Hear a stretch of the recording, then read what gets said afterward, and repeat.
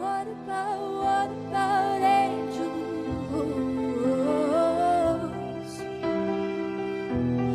They will come, they will go make us special. Whoa. Don't give me up.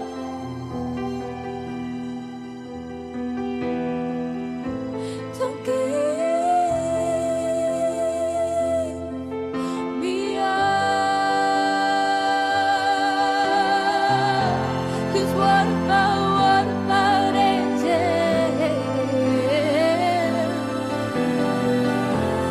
They will come, they will go make us special.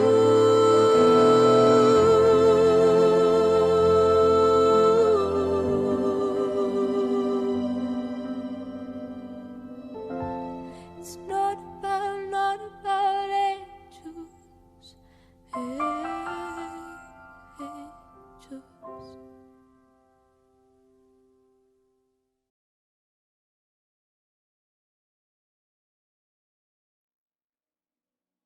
Elias,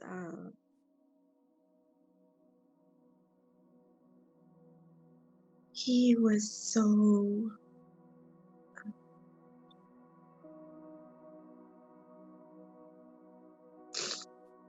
special.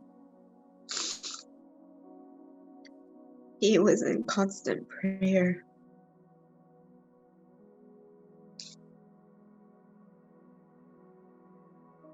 There were certain things that he would tell me, and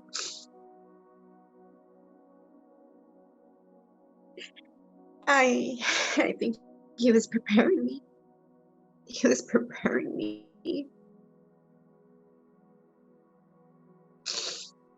And so there was certain things that he wanted me to do, and then there was things that he wanted me not to do. He shared things about Elisa and LaRue. He was very careful not to make it seem as though he wasn't going to be with us anymore. He was very careful. There's a lot of levels, you know, a lot of facets to this whole thing, you know. The only way I could really put a lot of this is that it's not easy, you know. It'll definitely take the best of you, and it'll beat you down to your core and make you figure out who you are real fast and who's around you real fast. Yeah. And who you could want by your side and trust, you know, and stuff like that. Yeah. Who's really by your side. Yeah. Your true colors show for a lot of people and a lot of things, you know. You lose a lot of people. Yeah, right. You think that they would be there for you, or they probably have, but in time of need is a different story, you know.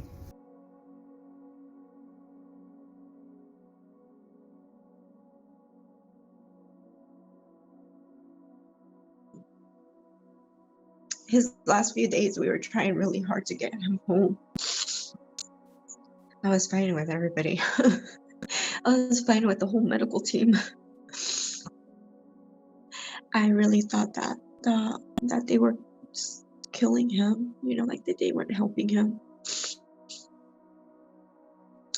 Still, I guess, in denial about the fact that he was dying. April 15th. They had told me that they were scheduling a meeting. They were actually preparing me to take him home. So they were teaching me certain things that he needed, like for me to do it at home alongside hospice, right?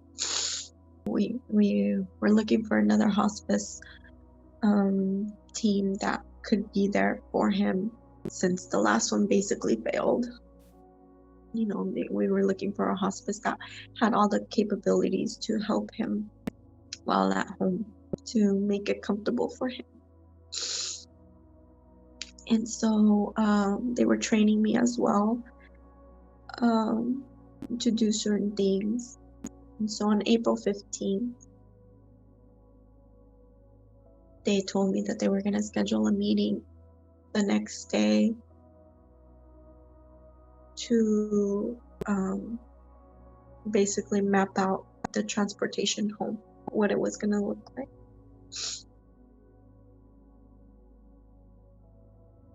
And so that was early April 15th.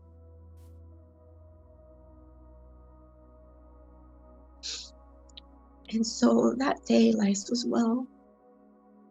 You could tell that he was in pain, but he didn't complain. And I just kept trying to reassure him that we're gonna get him home.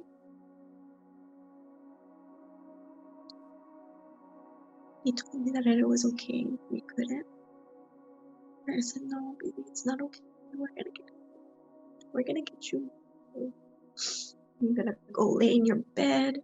You're gonna see your sisters. You're gonna see your cousins.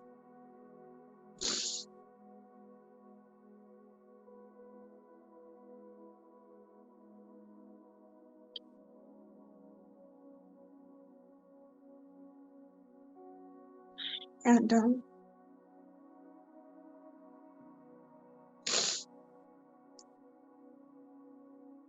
so that night,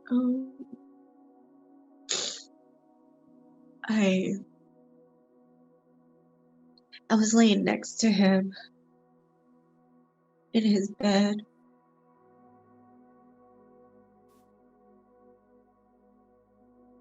And I heard him talking. It was 3 o'clock in the morning. And I heard him talk. And so then I looked up at him. And I didn't say anything. I just looked at him. And he said, I'm ready to go home.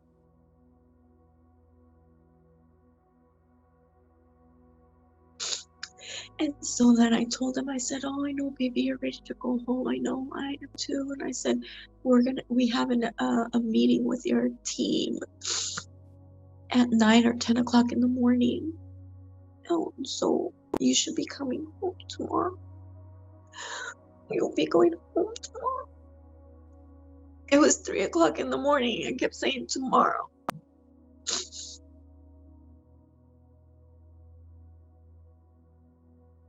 He'll be home tomorrow.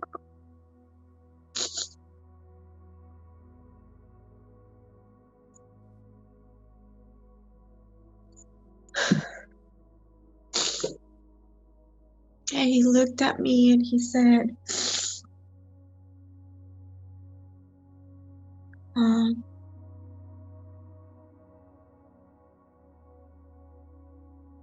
I'm ready to go home.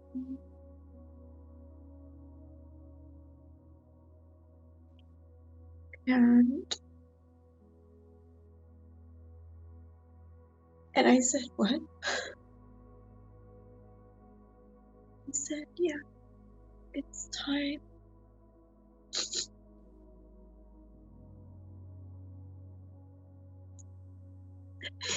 And I was so selfish. I was so selfish. And I said, look, baby, we need you here. We need you here.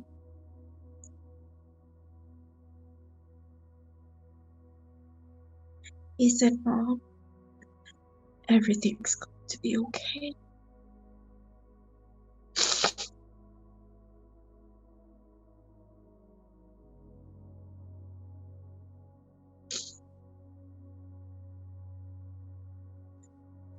And I was like, I love you. He told me he loves me. And I got up and I texted David, come now.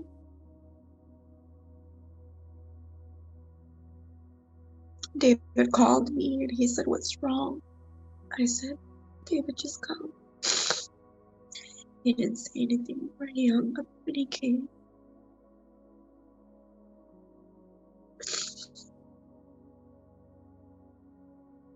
And so Elias was just, he was still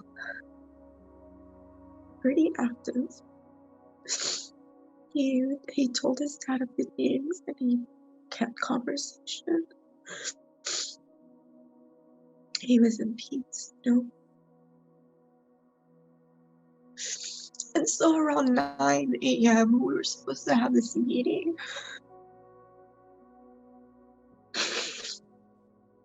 I remember the doctor coming in and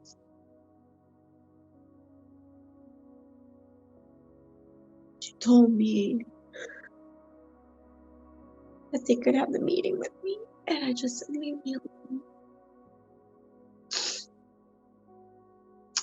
I'm not going anywhere. I'm staying right here with my son.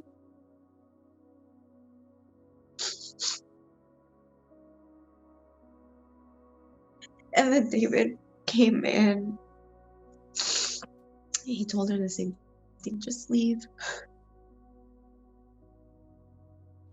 And so David and I laid with Elias.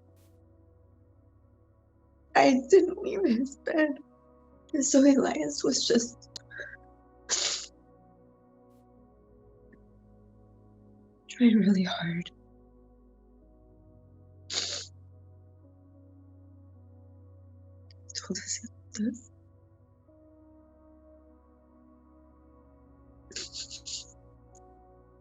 And the team tried to keep him comfortable.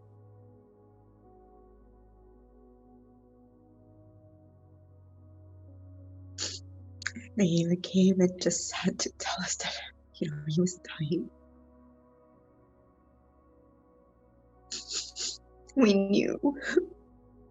And just those last few breaths were so hard.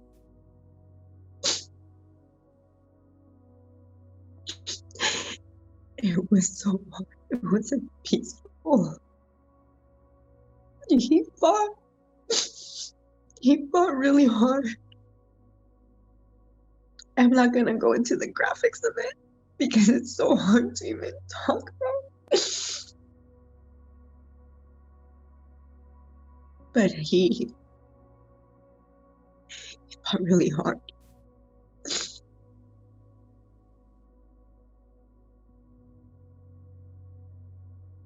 And he was gone.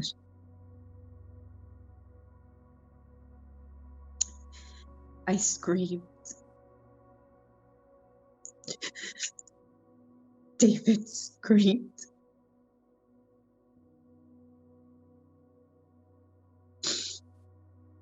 Veronica was in the room with me, or with us. And she couldn't handle it, but she stayed right by my side. She was trying to get me out of the room and I wouldn't leave. I wouldn't leave. I kept screaming, Jesus. Jesus. There was a pain in my heart.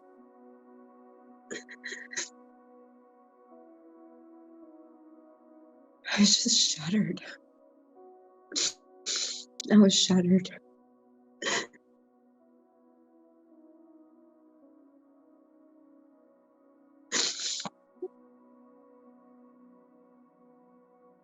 I couldn't breathe. I cleaned him. I cleaned him. I washed his feet. I washed his feet for the last time. I cleaned his hands. I washed his hands. I cleaned his face.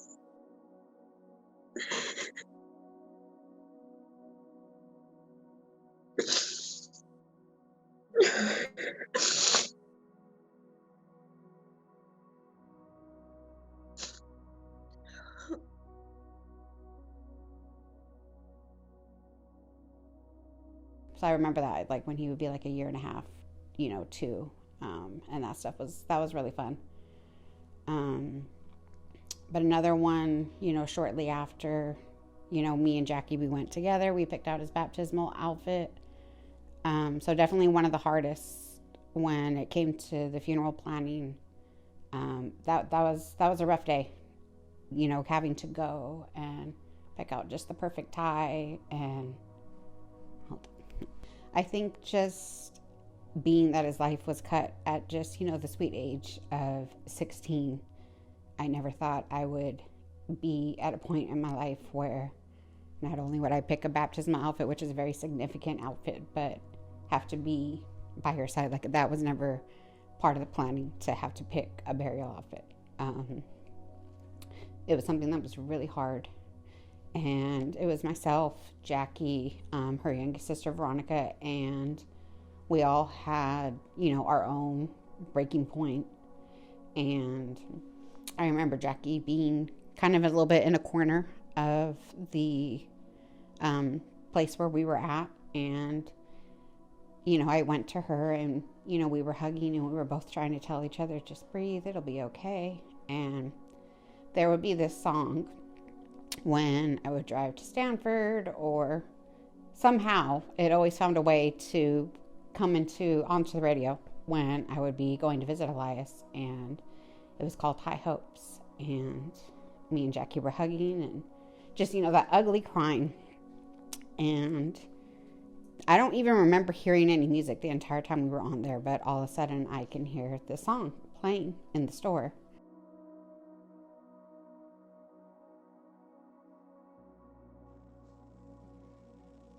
I don't know, I feel like everything just kind of was kept the same, right?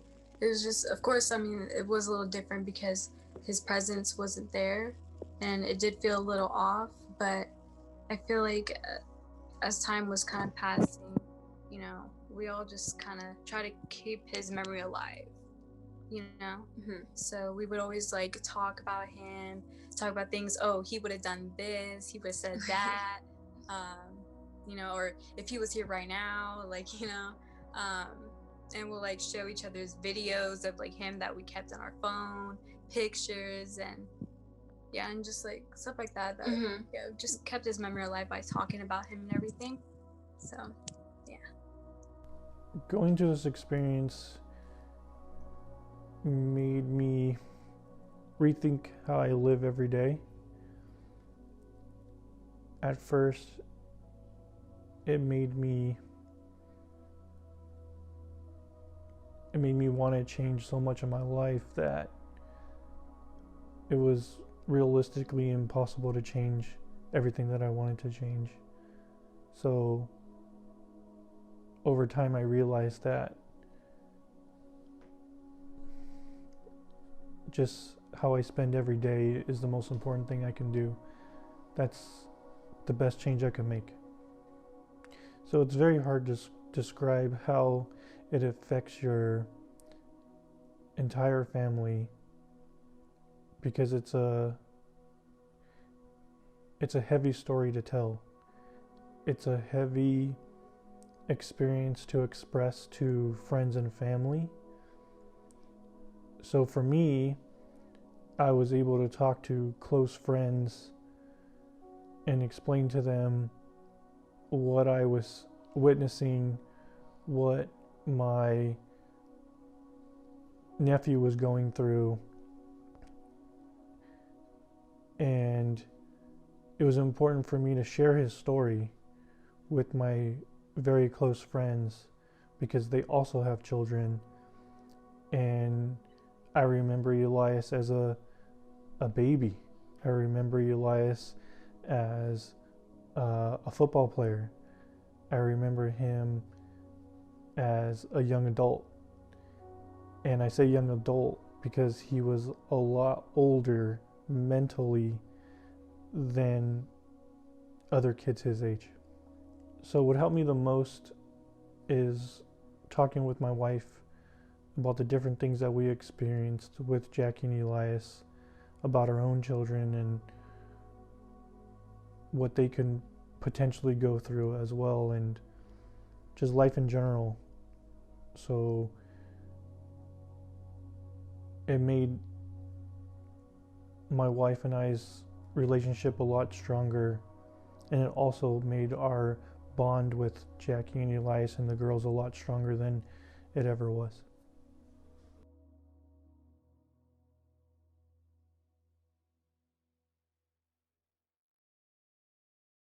I remember him telling me, and this is when he was already declining, and he told me that his EliasStrong family, his EliasStrong Army are the people who are coming, or that came, you know? Mm-hmm. And he told me that it's going to continue. People are going to continue to come.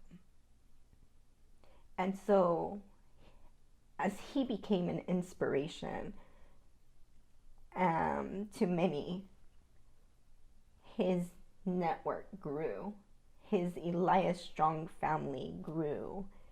And, you know, it again, it took on a whole other meaning, because now it's not just a game. Mm-hmm. It's not a game. It's a strength. It's faith. It's a movement. You know, so the people are coming was developed, and he said it. He wanted more people. You know, he wanted to be able to impact more people. He wanted more people to come to the church. He wanted more people to live a healthy life. He just wanted more. And he made a sacrifice many times in his battle. He sacrificed himself and said, okay, I'm going to do this. I'm going to do this trial. I'm going to do this. And he inspired more people through his faith, through his courage, through his fight. And so that's where this comes from. Mm-hmm. That's where this comes into play. And I hope it develops into something much greater. And I mean, I do have many plans with people are coming, and this is just the beginning, you know, where Elias came up with the name and ultimately came up with a concept that was just like, I want people to continue to come. I want more people to come. I want more people to see this. I want more people to witness this and experience this. It's a and like I said, it's a movement. Mm-hmm. You know, he wanted more. So here we are.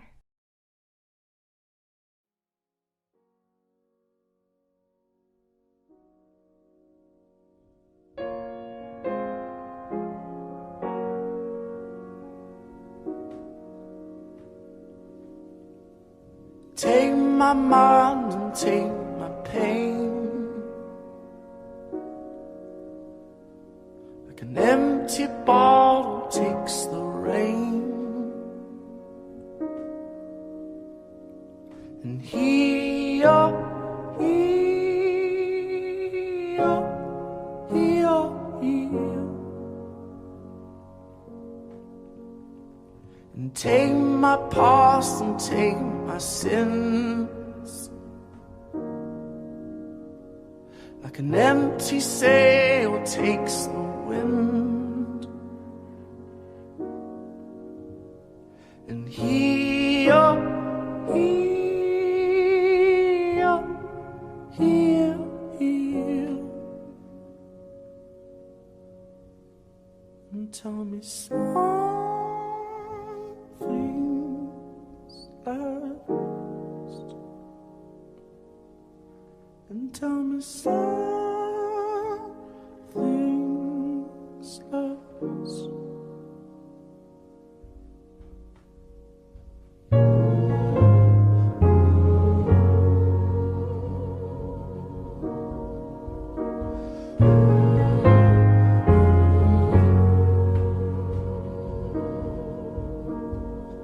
Take her heart and take her hand,